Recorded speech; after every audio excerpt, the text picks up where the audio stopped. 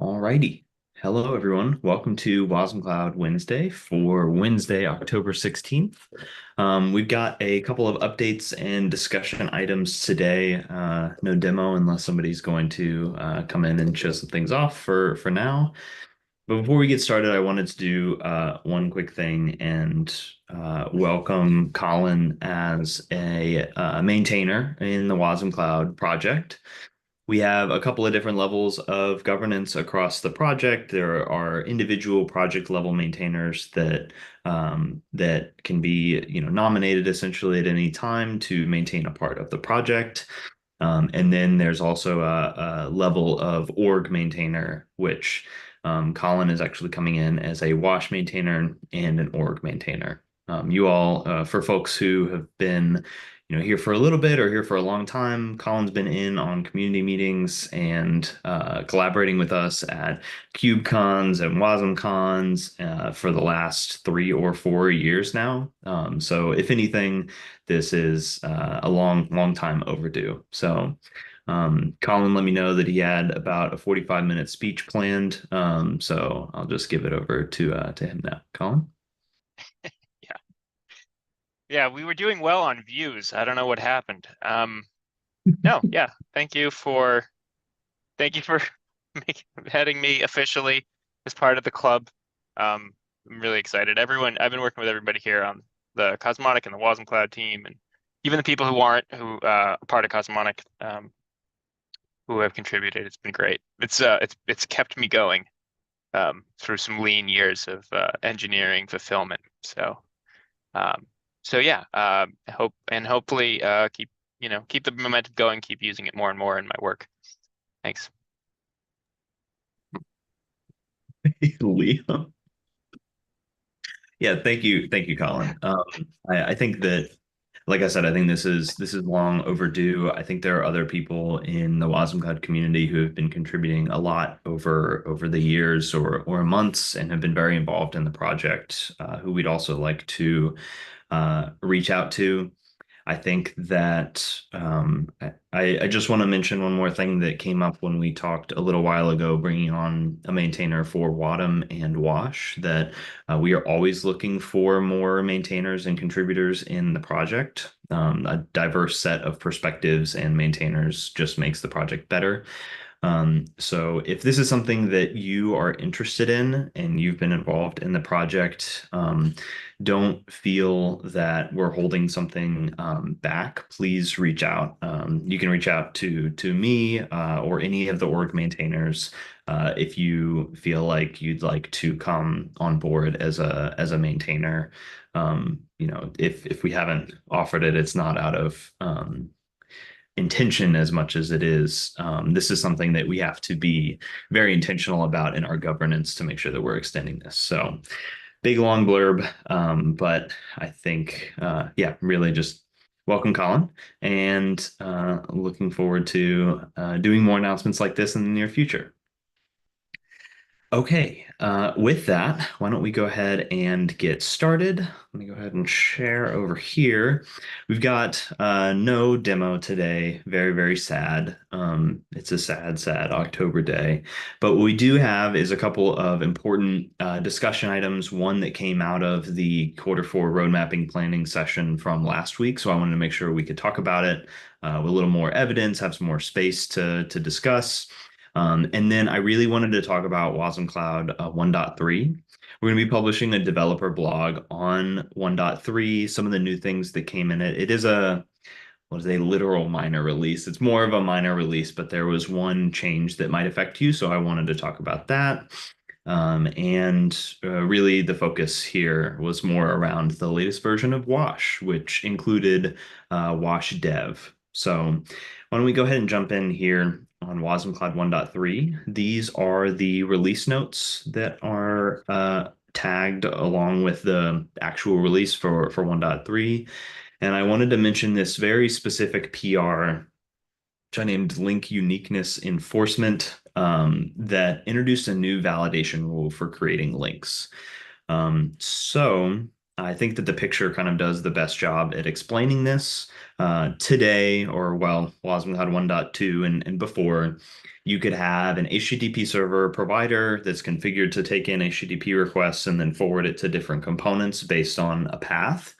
So for example, we have a WASI HTTP incoming handler on the path foo will forward requests to, say, a Rust component that's running in wasmCloud, and then path bar will forward to a Go component running in wasmCloud. Now, this is something that you could previously do, specifically here without, so on the same interface to a different target, but without specifying the link name. This is now an invalid configuration set up in Wasm Cloud. So what has to happen, what must be present now to create a link from the same target to, or sorry, same source to multiple targets is you have to specify this link name, and this is essentially a unique identifier for calling a specific target at runtime.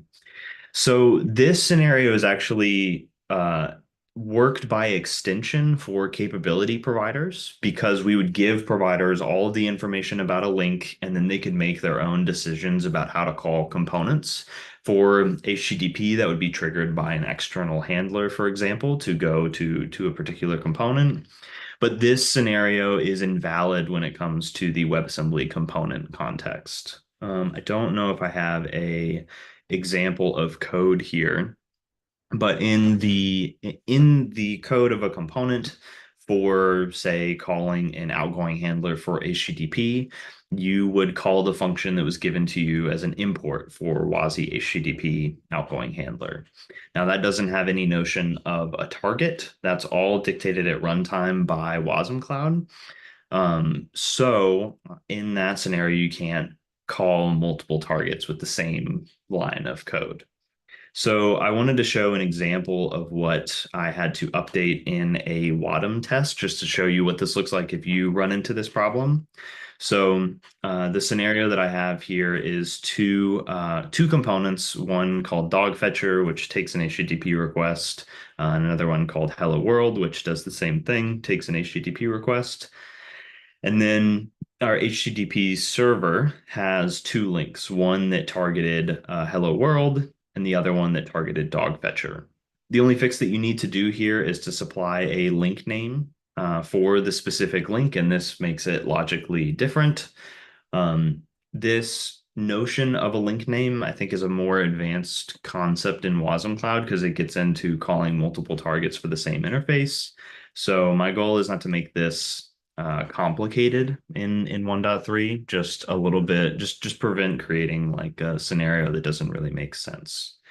So I hope that I hope this kind of makes sense in the context of Wasm Cloud. This probably doesn't affect a lot of deployments because a lot of applications are like one HTTP server to a single component, for example. But I wanted to call it out specifically here and give us any time for questions. Did that make sense? Did folks have any questions on what this whole thing is for wasmCloud 1.3? So basically just if I understand correctly, you want based on the HTTP path to use different link, right? Yep. Oh, Yeah. okay. Yeah, cool. Yeah. Capability providers kind of get all this extra information. So they could, like this HTTP one, could take the path and know what component they need to invoke. But from a component's perspective, they don't have they cannot do that. So this is really just in the interest of making sure that we're treating links the same, whether they're going between a provider and a component or a component and a component, things like that. I think that that is all there. Yes, Masood, you do have a great example for this. Let me see if I can pull that up really quick. Did you want to talk about that one? Buy me a second while I pull it up. Sure. Yeah, I kind of faced this when I wanted to see how we can target two different buckets. which is a valid scenario for probably for some components when they're using key value, the interface. And in this example, we actually use two different buckets, and then the component manages how to switch the buckets and then how work and intentionally I implemented it or tried in my own naive way to make it in such a way that the code could be lifted and used somewhere else. So I tried to kind of put everything in different functions and those that people can just leverage or take note of how to use that example for their own use cases. Yeah, this is perfect. Thank you for sending this. So this example is probably a great way to demonstrate there. Well, probably this example is a great way to demonstrate why we need this feature. And I think you can see this here in the get helper function. We are just calling .get on a WASI key value store. And then from that bucket, we're calling get on the bucket. But the piece that actually makes it so that in your code, you can denote that you're calling two logically separate key value stores is using the wasmCloud lattice interface to say, when I call WASI key value store or WASI key value atomics, I'm using this particular link name. So this is great. I might see if we can introduce this into, we are actually working on an updated quick start for wasmCloud right now. And I think that, oh, nice. Thanks, Taylor. I think that using link names is something that should be captured there as essentially an advanced follow-up to, as an advanced follow-up to the intro documentation. So if folks are curious about how to do this, we do have documentation. You can just search for link names or link name, and that'll come right up. Yay, documentation.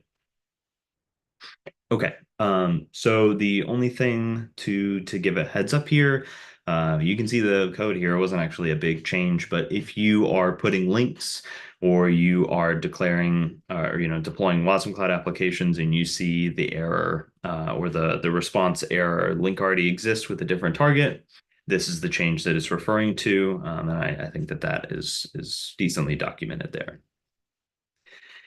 So I think that was all that I had on 1.3. Folks, feel free to raise your hand if you had more questions there. But I was looking at the next discussion item. One thing that I proposed to be on the wasmCloud Q4 roadmap, which was group decided to maybe we hold it back until some more discussion, is embedding wasmCloud and Wasm inside of Wash. So that when you run wash up or wash dev, we're not actually downloading a binary from GitHub. We are importing both of those as libraries and then running them in the same wash process. So I drew some things, which is good. Diagrams are good. So I wanted to kind of propose this, talk about some pros and cons, and see what you all had, see what thoughts you all had. So I'll start with just kind of setting the baseline. We've had discussions before on, is Wash a developer tool? Is Wash a production tool? Is Wash a provisioning tool?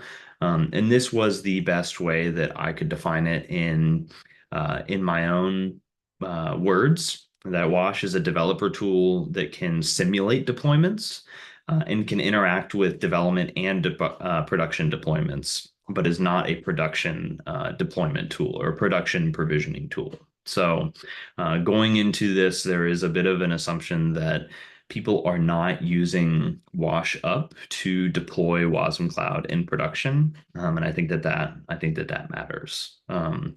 Gross oversimplification, the way that I think about it in my head, I see Wash as essentially being like a kube control and a kind mix, so that you can have this really easy one node stand up infrastructure and run things, and you can also do the kind of not observability, but interacting with an existing wasmCloud cluster. But Wash is not a kube ADM. You would not use Wash to stand up production things.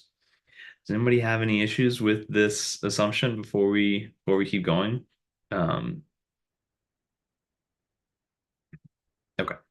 Lucas, great questions, and I think I'll get to it. So I'll bring that up in a second. Okay, so actual diagrams and things. Here's how this works today. So look at all the pretty colors. Wash up and wash dev, the first time that you run them, essentially what we do is we have an embedded version that we know we want to pull from GitHub of Nats, Wasm, which is our deployment manager, the reconciliation loop, and wasmCloud, which is the main host binary. So the first time that you run them, we'll see if they exist in your local path, and if they don't, we'll we'll use over HTTPS. We'll download the release binaries for the versions that we specified, and then we will actually fork off or use the Rust library for starting commands to start 3 different processes. So if I do wash up, then I'll start the Nats server, the Wasm, and the wasmCloud host as 3 separate binaries, and then wash itself will exit. So this is the way it works today. I think that this is good. I didn't write up a pros and cons list here, but we'll just go on to it in the next step. What I was proposing essentially as V1 is Wasm and wasmCloud are both binaries that we produce and release. But they are also both crates that are on crates.io. So they're both libraries that we can import, and then we can start a Wasm instance and a wasmCloud host in the same process, embedded in Wash. So what the first iteration of this may look like is when you run wash up or wash dev, I guess I'll write that. We will check to see if you have Nats installed locally. We'll download that from GitHub if not. But then Wasm and wasmCloud actually can run just within the same process as Wash. This would let us handle errors a little bit better. It would let us, if we're trying to start up Wasm and there's a problem, we can kind of short circuit there, because sometimes you can start a binary, but then there's an error at runtime. And then it also ensures that there are no kind of runaway processes here. So in the pros, controlling the lifecycle tightly is really nice. No possibility of a leftover process is also very nice for when you're kind of standing up and standing down this local dev loop often. And it is a little bit quicker, 2 less binaries to download from GitHub. I think the cons here are very worth talking about. With this on its own, there is no ability to run newer or older versions of wasmCloud or of Wasm. You kind of just are using the version of the library that was included when you built Wash. There's no real way around that. We don't have a way to do that dynamically. We're still downloading the Nats server, so we still kind of have this mechanism. Lucas did leave a question in here, embedding as in using as a library. How much larger is it going to make Wash? I think that is definitely a potential con here. So, Wash is a certain size. We do use many of the same dependencies between Wash, Wasm, and wasmCloud. So it may not increase the size of the binary very much, but we need to spike on that. And it also might make running in detach mode more difficult. The way that you detach today is we spawn off wasmCloud and Wasm, and and Nats, and then the wash process actually exits. Just to move on to, well, I guess I'll pause here. This is the first improvement we can make at any time. Jordas, I see you have a comment. What do folks have any other pros and cons that you feel like I should add to this list?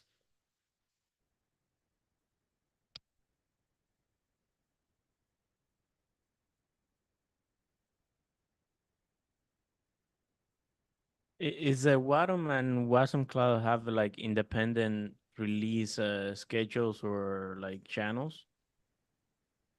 Independent schedules, definitely. We release wasmCloud and Wasm on a as needed basis. And with wasmCloud, we've lately adopted the let's release something every month or as needed, whichever one comes first. or second, whatever. Right. But yeah, they're separate. I think that's a more reason for me not to like preferring those things not to be built in then or like embedded. So that is that.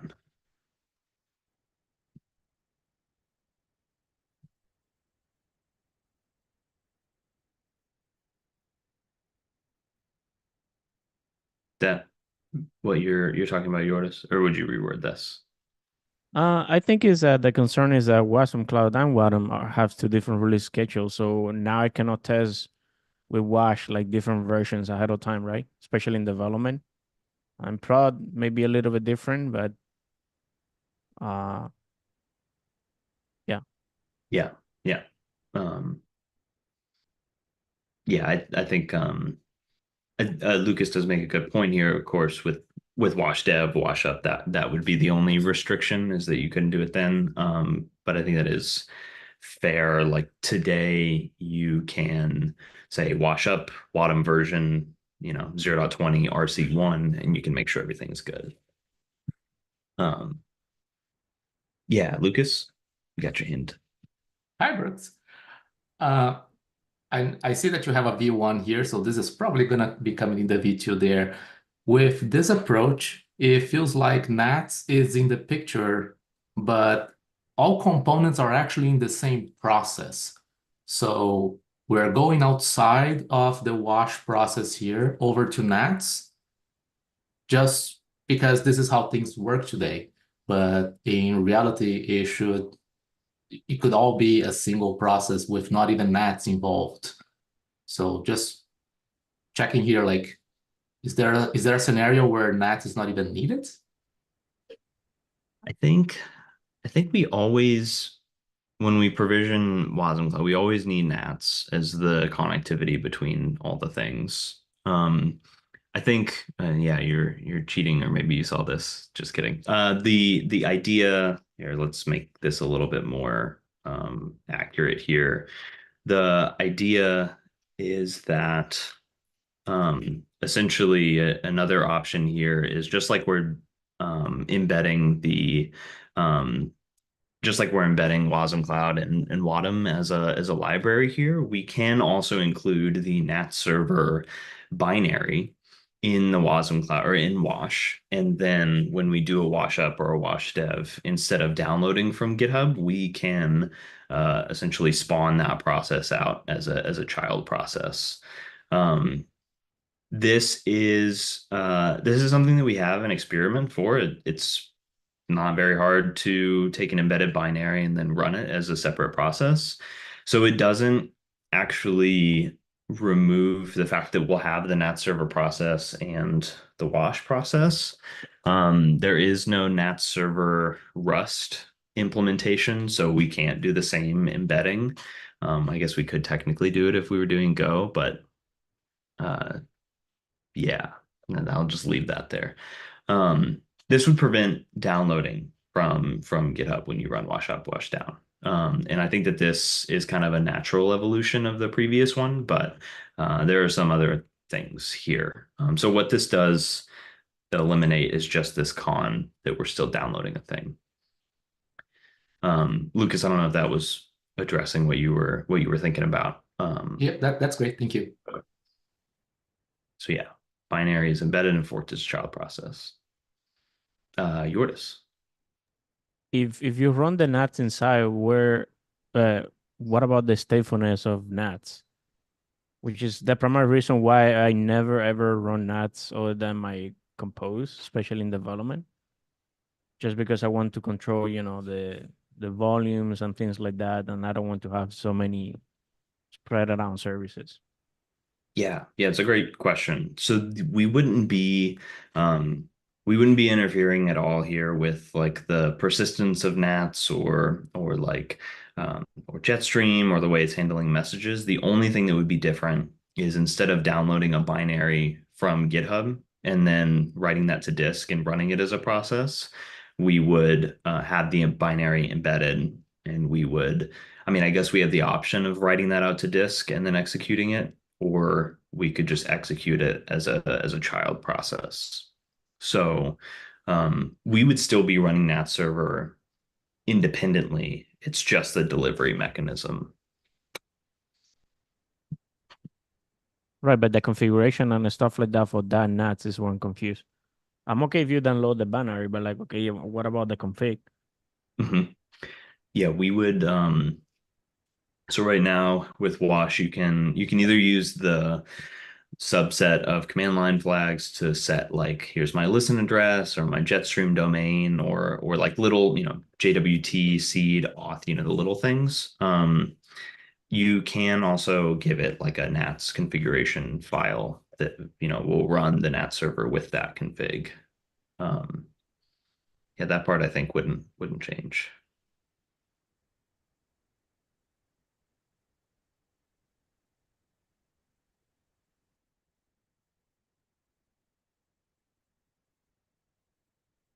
Um, so we have this. One thing that I wanted to talk about as an option two is we have this idea of embedding. There's also an option that we can do this by default. Um, we can do this by default, and we can still support the same command line flags for Wasm version, wasmCloud version, NATS version.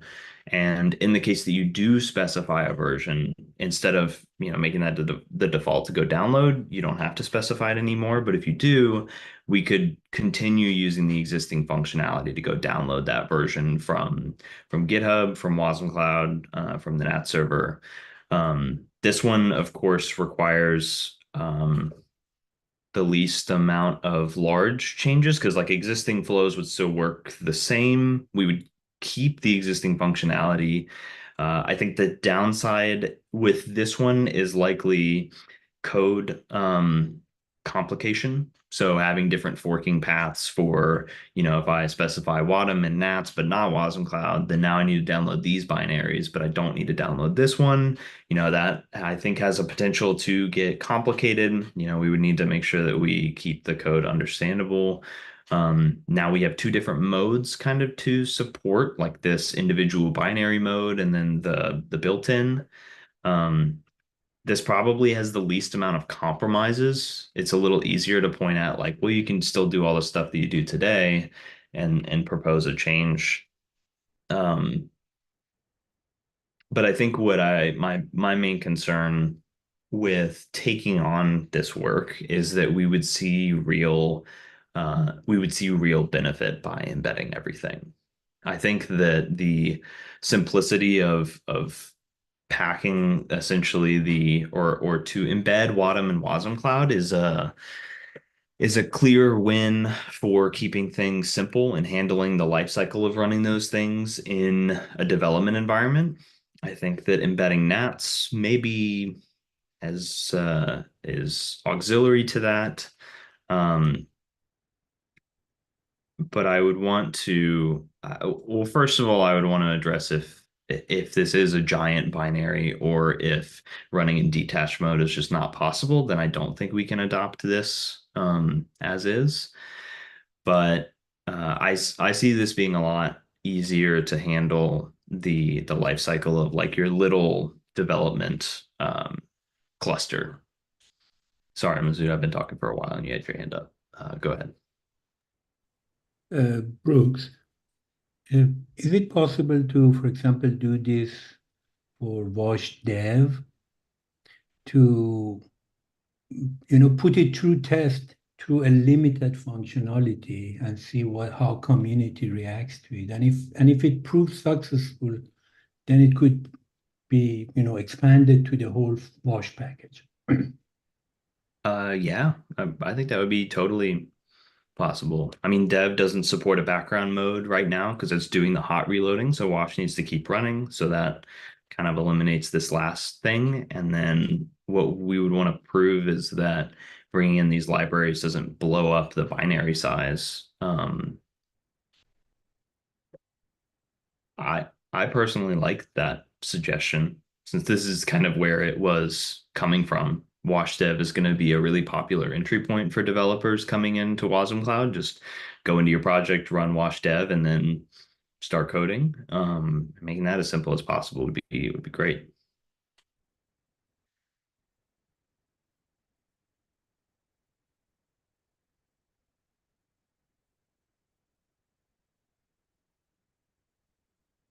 Yordish, you left a comment. I'm curious to hear about what the problem is as of today. You talking like why am I championing this individual feature? Like what's going on now that's painful?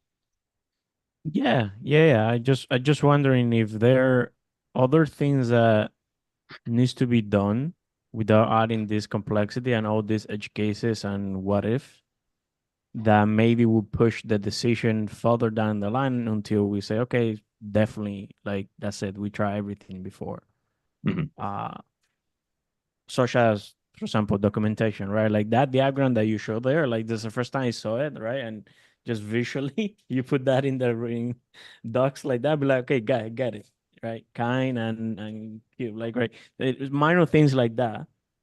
Uh, and that's where like I'm curious now to know like how we ended up like okay we need to build everything, which I agree with you. The simplicity and like friendliness and to work on it should be the end goal, right? So that way the friction is as little as possible, so people could be productive.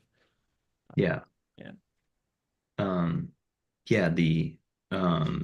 Yeah, this originally was an issue that was filed, I guess, almost about a year ago now, from the original motivation, which is just it can be frictionful to download from GitHub. You know, enterprise users often go through a proxy to download, and that can cause friction when you're using Wasm Cloud. Either an environment with restricted networking or an environment with no networking. Like I imagine, and this is more of like a personal gripe. The previous is the real use case. Imagine I download Wash and I'm excited to do Wasm Cloud development when I'm like on a train or something, and then I need to go download more stuff afterwards, and I can't use it. Um, the real thing that I wanted to say here was that one of the problems that I see coming up in the community Slack often is, I ran washup and then I deployed my application, but Wadum says that it's undeployed. It's not getting deployed. What's going on? And what is often the next debugging step is, hey, go check out the logs for Wadum and Wasm Cloud and see what's going on. And what I would love to prevent is Wadum, the binary, executing successfully, but then immediately running into a problem right as it starts. You know, there's other things to fix there, but I would love to have those kind of things like front and center so that people can see that and hopefully help. Yeah. Real quick to add there, because some people will get into their own path. And most of the problems that I self-induced myself was because I want to use Docker Compose to run everything except the wash, right? So I'm not dismissing their experience. I'm saying like, what should be the direction when it comes to what experience you're sticking for? For me personally, I'm like, okay, I know I need these services there. I control the versioning, running or whatnot through Docker and Docker Compose or local stuff and everybody on it. So wash there, understand that hey, you don't need to worry about that. Other people might want something different, but it feels that there's a split in terms of how people prefer to work, which I'm not saying I'm correct or not, just like pointing that out. Yeah, that makes sense. I have maybe one more thing to say, but I'm sorry I talked long enough that Liam and Colin both put their hands down. You guys go for it, unless it was covered.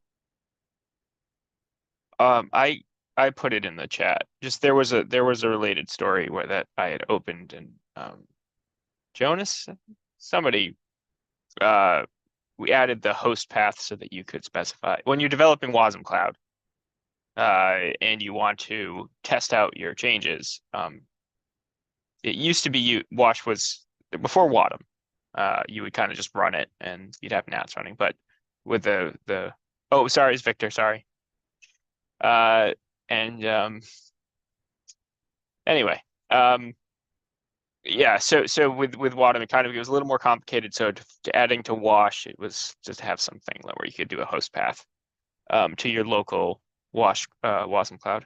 But that's more of a developer story, but it is some, but I could also see a troubleshooting, like you want to use the older version of wasmCloud to see if it used to work or something like that.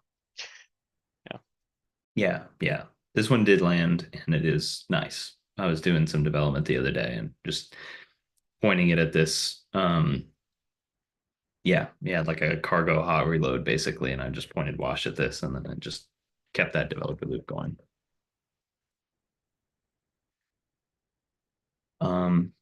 Okay, well, I don't want to bog anything down for too long. Folks, feel free to raise your hand if you had more questions or comments here. I personally really like Masood's example or suggestion rather to try this for Wash Dev.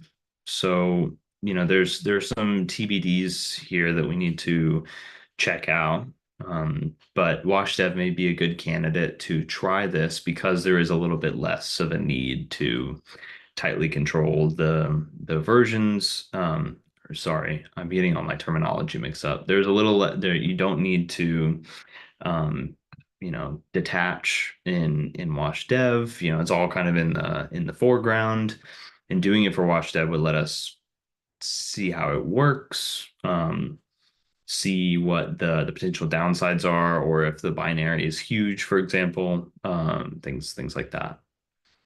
So maybe this doesn't need to come onto the Q4 roadmap. I guess it's technically set, but does anybody have any? I don't know when I would personally get to this, but do folks have an objection to that approach?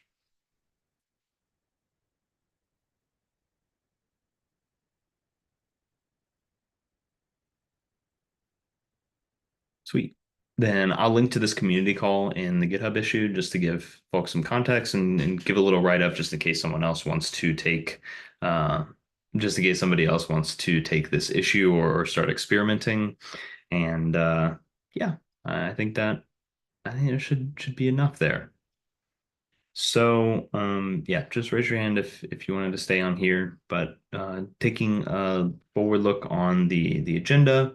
One thing that I just wanted to talk about was the Q4 roadmap. So last week we did our Q4 roadmap planning session, which went really, really well. I guess I should actually close the GitHub discussion, but the Q4 roadmap is now live on GitHub projects. Let me go ahead and send this in the chat as well. This is live on GitHub projects. If you were interested in finding out how to get here, you can go to the main wasmCloud organization and click projects, and then wasmCloud roadmap is the first one right up here. So I moved some things around out of triage since that was what we talked about last week. We've got a few more, just a reminder that things in the roadmap that are in triage may not be fully spec'd out or defined. Open to folks taking it if they feel up for working on the issue. Just make sure to ask any questions as you come and get started on it. The down in the ready for work column, we have a higher than previously, higher than, what's the right way to say this? A higher ratio of good first issues than our previous roadmap, which I think should work out really, really well for folks coming on and wanting to take high impact issues to contribute. So some of these things already may have someone's name on it if they've started working on it, but anything here is open to take on the community side. And then a couple things that are in progress that we're taking a look at. But this all looks really good. I think it's really important to keep in mind that for Q4, we are going to be working on preparation for KubeCon, which is coming up here in 3.5 weeks or so. KubeCon and WasmCon in North America in Salt Lake City. We are going to be there. We're going to be talking about wasmCloud. And so, I think a lot of time budget will go into making sure we're prepared for that. And then, of course, as we get to the end of the year, there are a lot of holidays that people are going to be out for. So good to have a roadmap that is focused, really, really intentional about making sure that wasmCloud, the developer experience and documentation is as good as it can be. And I think that's it. So I just wanted to share the completed roadmap, point people at it, and leave any room for questions there. I think with that, I can see a Q dog now, so that's great. With that, I think we're in the free time of the wasmCloud community meeting. So if folks have questions, comments about the wasmCloud project or just something in the general WebAssembly ecosystem they wanted to talk about, now is the time. Feel free to just go for it. Yeah, Masood, go for it. Question. Can, as a provider, or as, in the code of a provider, not a component, can we use the embedded Wasm time engine to instantiate a new instance and run just Wasm processes? I have C++ library that needs to be called, and I'm thinking that if they compiled as a Wasm module, then the provider could control, if provider could basically utilize the Wasm time engine, embedded engine, to kind of control how it's instantiated and it's used, and keep tab on the life cycle of it. And I'm wondering if I can use that embedded engine for that purpose. Yeah, I don't see why not. I guess if you had a C++ library that you wanted to get to Wasm, your two options there would be, I mean, since we have the provider SDK in Rust, you can certainly embed Wasm time in that provider to run some of the logic. You could also run another component or run that C++ library as a component, maybe, and then have the provider call the component. But I don't see a restriction why you couldn't use Wasm time in the provider.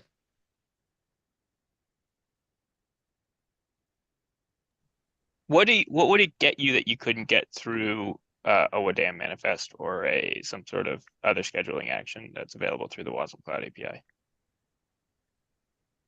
Is that a question for me, Colin? Yeah. Just wondering, you're basically recreating like a. So my understanding is that right now our platform is only friendly to the modules that are built around WASI framework, not just pure old school module, Wasm packages. And because that library, the best that I can do with it, other than just running it as native on different platforms, is to compile it into a Wasm module. And I was wondering that if I have it, then can I control the life cycle? What I don't know.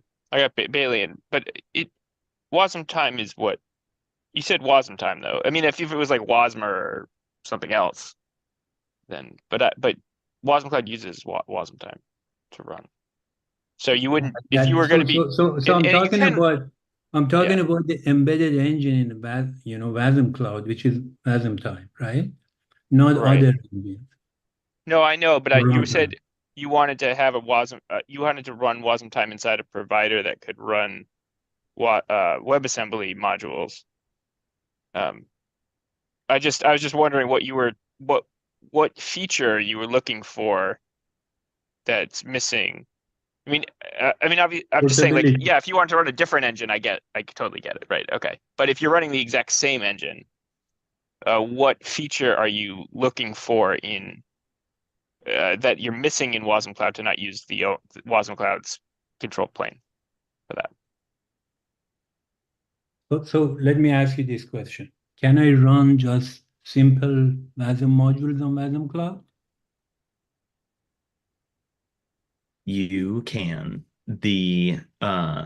So caveat, what we do when you run a Wasm module, a WASI P1, or I think even Wasm 32 unknown module on wasmCloud, is we actually do the adapt step into a component as you start that module. So technically, yes, you can run modules on wasmCloud.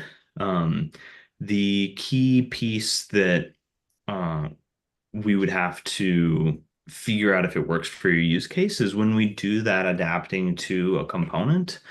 If you wanted to call a very specific import or sorry, if you wanted to call a very specific export, or your module depends on a specific import, what would be important is that wasmCloud understands those at the component API level, because that is how all the interaction is driven between components and providers. So if your module had an export that your provider wanted to call, if you run Wasm time in the provider process, you have more control over calling like a very specific module export, and you don't need to have the component API to do that.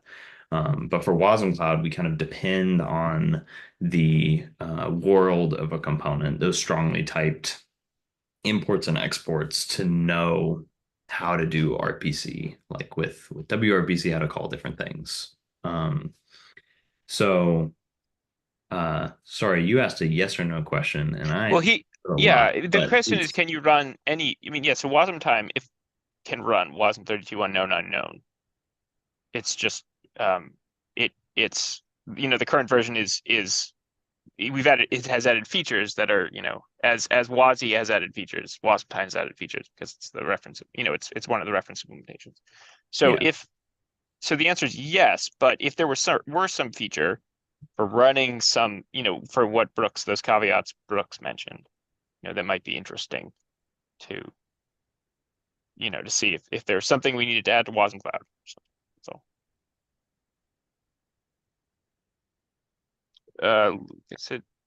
Lucas, it does not use the, oh, never mind, Brooks.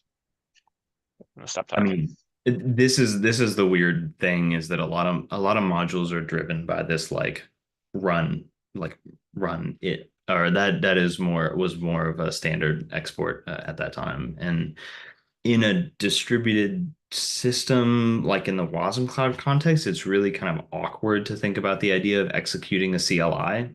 I think I would want to verify that you can call that export. You can say like wash call WASI CLI run, but I would need to confirm that.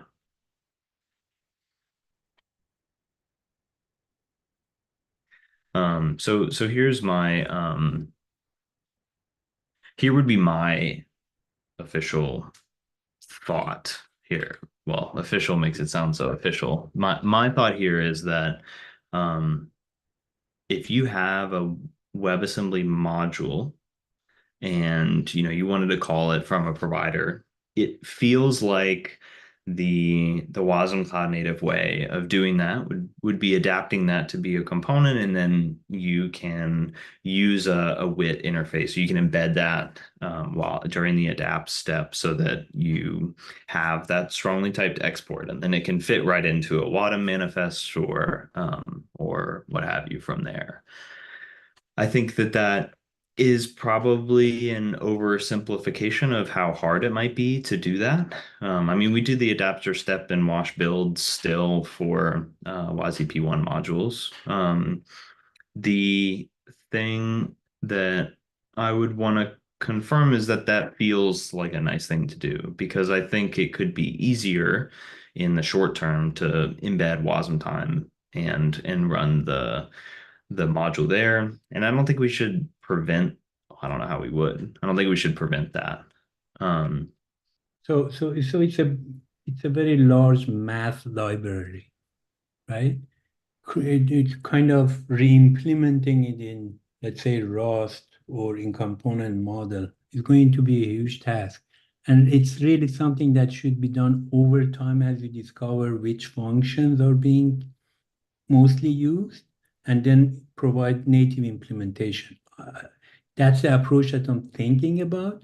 And I was thinking that what would be the least logistically intensive? Like you can package, of course, another Wasm time runtime as an example, as a requirement, as we package NATs, say that you need that too.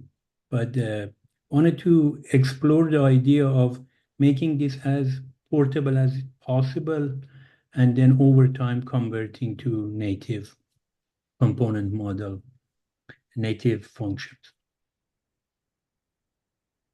Yeah, I think that makes sense. I would love to see as you start experimenting what kind of functionality you can get by just starting that module in wasmCloud as is. So next quarter, my plan is to work on wasmNN now that we agreed that it's okay. And this thing will come after because that is part of that AI framework. Okay. Okay, so this would be part of the WasmNN work that you're looking at doing as a provider. An extension to that, but not the NN itself, right after NN. Okay. There's a dependency on that. That's why I have to do that first. Okay, that makes sense. I think if you were going to just as an end user make a provider that could run Wasm time and run arbitrary WebAssembly components or modules, that's one thing. If you wanted to put that back into wasmCloud, I feel like that might break the security model to run arbitrary WebAssembly modules. That might be leading people to the wrong way. So yeah, I don't know. Yeah, Colin, I mean, sorry. we're definitely going to build on to secure. Like there's a road. I mean, there's an implicit roadmap, I guess, around security, right? And as we build out for more, as there are more advanced use cases around security, and how do we track what components are run and what they're allowed to do, and take advantage of the, of what the WebAssembly and in the runtime. I would think we wouldn't want to offer other ways that could get around that within wasmCloud. So Colin, as an old hat, I'm kind of conscious and mindful of security every time that I do design.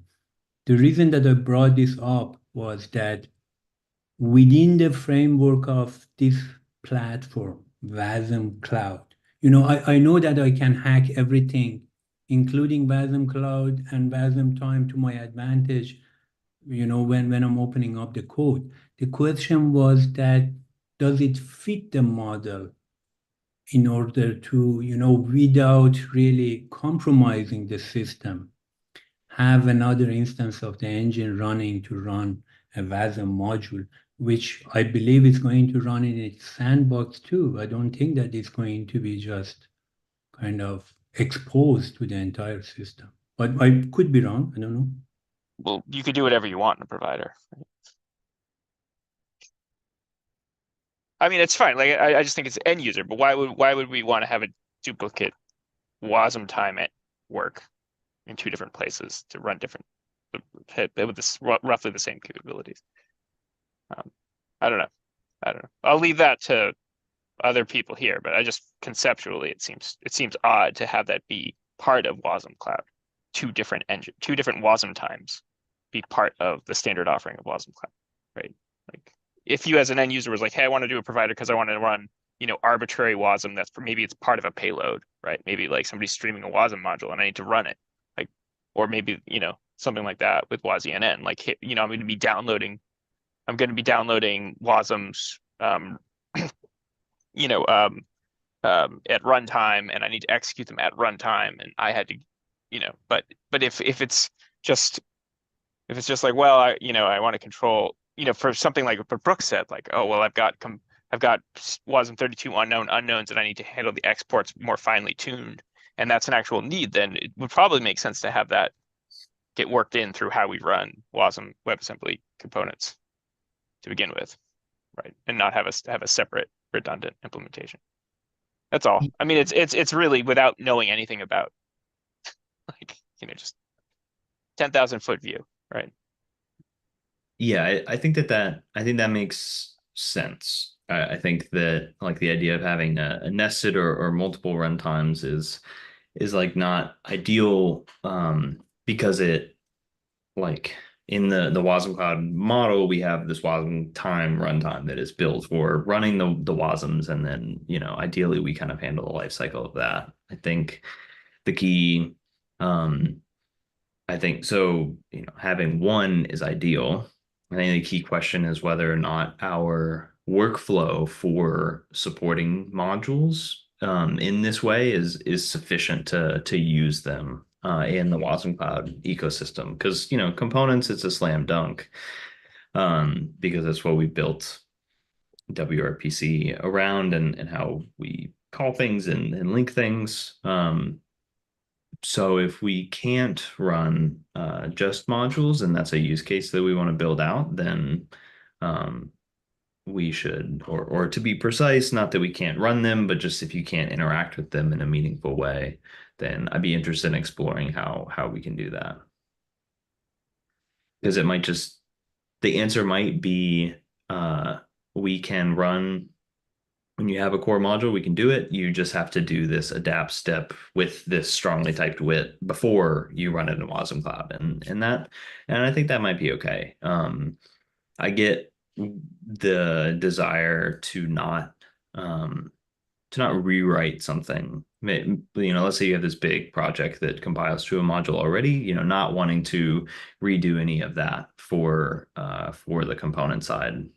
You'd only have to if you had a lot of I read exports, through the runtime crate to kind of understand how wasmCloud is leveraging the engine, the runtime, and then like what options I have. And that's why, because I saw the adapting and everything. And here again, I'm saying that's something that cannot be done ahead of time. Well, the adapter is run in wash build, right? The reactor, right, is run with wash build. Right. You just point WADAM if we're using WADAM, which you don't even have to do. You're just pointing it at a Wasm. But you have to have an interface, right? Right, but I'm just saying if you have a big Wasm module, if you have a big Wasm module and you don't have to have very complicated exports handling, right? Like Brooks was saying, then it shouldn't be that hard to adapt it. All right, let somebody who knows more about this than I do probably should be talking.